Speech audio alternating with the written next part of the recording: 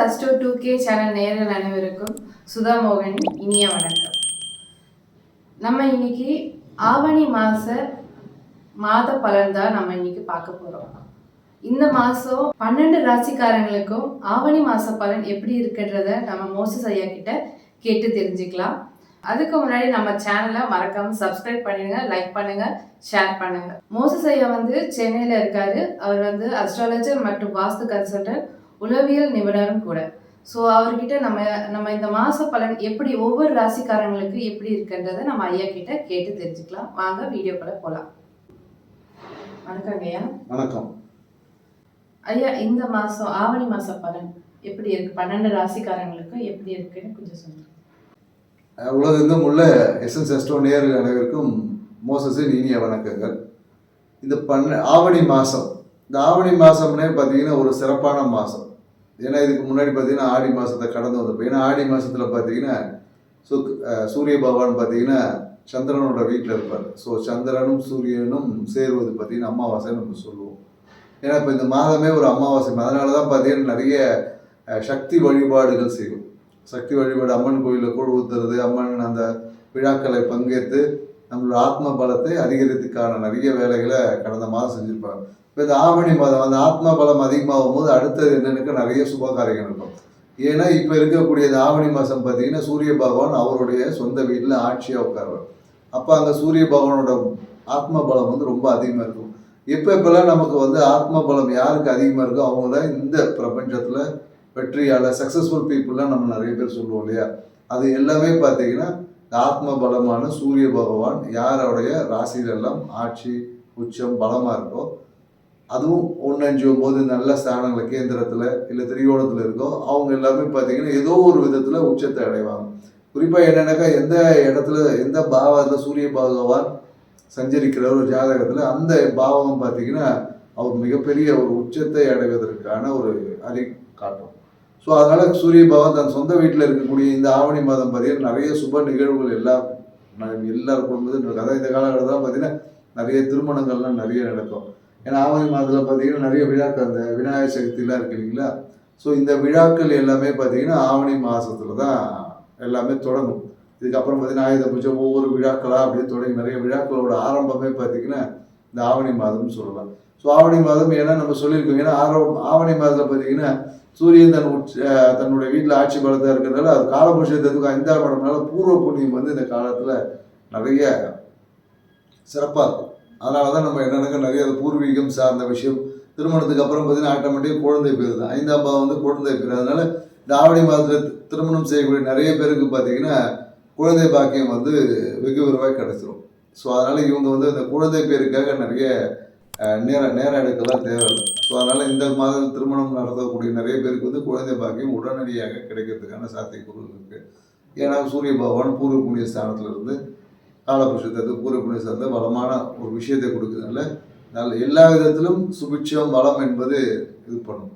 ஏன்னா அந்த ஆடிப்பட்டத்தை பார்த்து தான் விவசாயம் செய்வாங்க. ஸோ அப்போ பார்த்தீங்கன்னா எல்லாமே இந்த ஆவணி மாதம் எல்லாமே நிறைய பேர் விவசாயம் விதை ஏற்றுறது அந்த மாதிரி நடுறது அதெல்லாம் பார்த்தீங்கன்னா இந்த காலகட்டத்தில் நிறைய இருக்கும். விவசாயம் சூப்பராக இருக்கும். ஸோ அதை தான் ஆவணி மாதம் எப்போதும் ஒரு வளமையும் செழிப்பும் நிறைந்த மாதமாகவே கருதப்படுகிறது.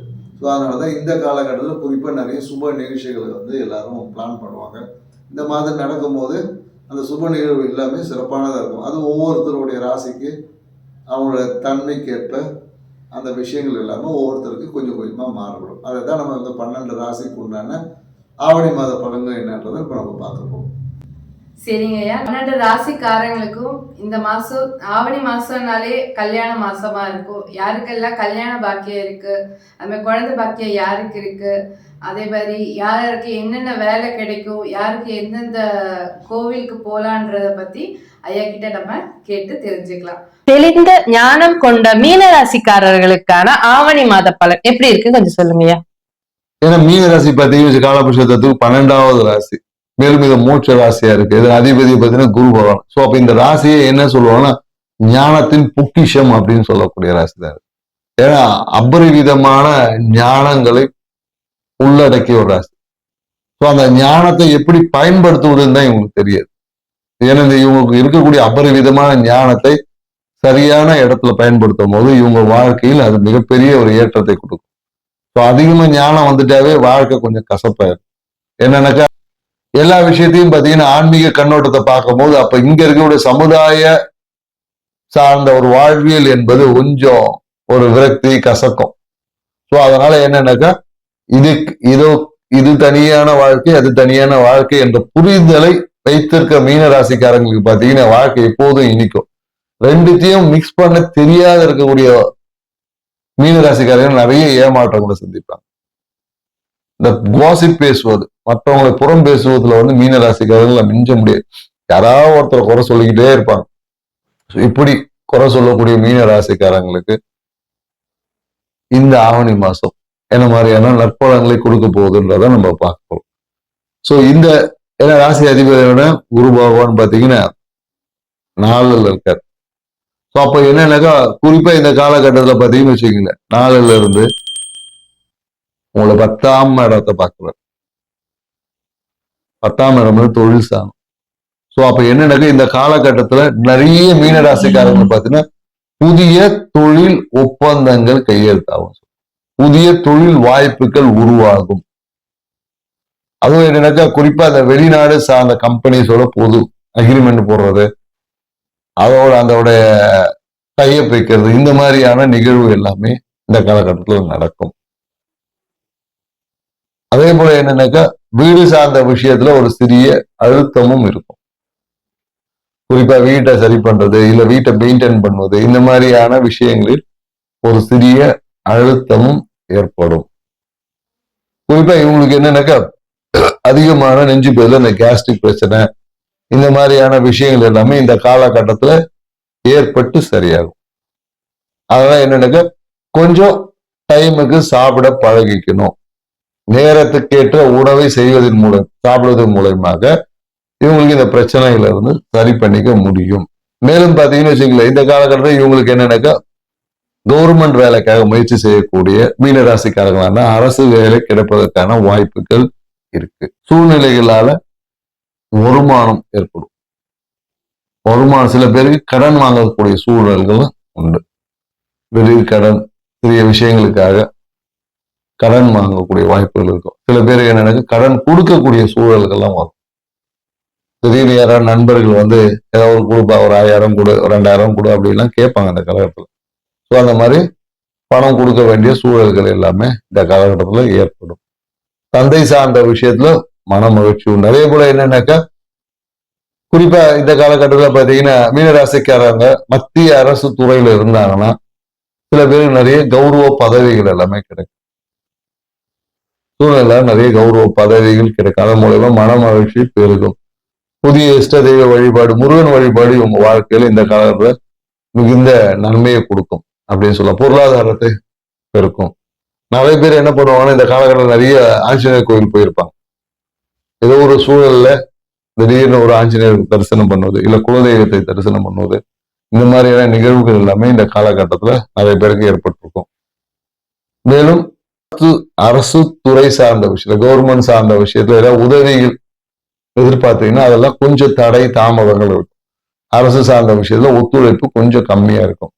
உங்களுக்கு ஏதாவது கவர்மெண்ட்ல நீங்க அப்ளை பண்ணி வெயிட் பண்ணீங்கன்னா இந்த மாசம் கொஞ்சம் தடை இருக்கும். கொஞ்சம் சின்ன இழுபறிக்கு அப்புறம் தான் அது கிடைக்கும். மேலும் என்னன்னாக்க சனி பகவான் உங்க ராசியிலேயே வக்கரம் அடைந்திருக்கிறதுனால நிறைய பேர் வெளிநாடு, வெளியூருக்கு பயணங்கள் செய்வதற்கான வாய்ப்புகள் உருவாகும். பயணத்தின் வகையாக சிறு சிறு விரயங்கள் ஏற்படும். விரயத்தினால ஒரு ஆதாயமும் கிடைக்கும். இப்போதைக்கு விரயம், பிற்காலத்துல அதன் மூலமா ஒரு ஆதாயமும் உண்டு. பயணத்தால லாபம், மன மகிழ்ச்சி பெருகும். குறிப்பா என்னன்னாக்கா இந்த காலத்துல புதிய வெளிநாடு, வெளியூர் ஒப்பந்தங்கள் எல்லாமே கையெழுத்தாகும்னு சொல்லியாச்சு. இப்ப திருமணத்துக்காக தேடக்கூடிய மீனராசி நண்பர், திருமணத்துக்காக தேடக்கூடியவங்க எல்லாமே குடும்பத்திலே ஒரு வரன் அமைவதற்கான சாத்தியக்கூறுகள் இருக்கு. அதுவும் குறிப்பா தந்தை வழி குடும்பத்துல ஏதாவது திருமணம் தேடினீங்கன்னா அந்த வழியில ஏதாவது ஒரு வரன்கள் உங்களுக்கு அமையும்.